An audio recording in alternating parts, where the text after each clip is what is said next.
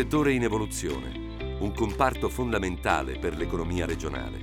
L'agricoltura veneta guarda al futuro e definisce gli obiettivi per uno sviluppo equilibrato e sostenibile. Il percorso che ha portato alla conferenza regionale è partito dalle 5 aree tematiche che hanno guidato la fase di analisi iniziale. Dal loro approfondimento sono stati individuati 32 fabbisogni regionali e 43 opzioni strategiche. Lo step successivo è stato il confronto con i protagonisti del sistema agricolo e dello sviluppo rurale.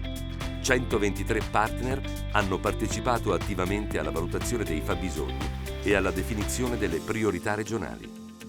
La Regione presenta una strategia in linea con l'Agenda 2030 e gli obiettivi della politica agricola europea.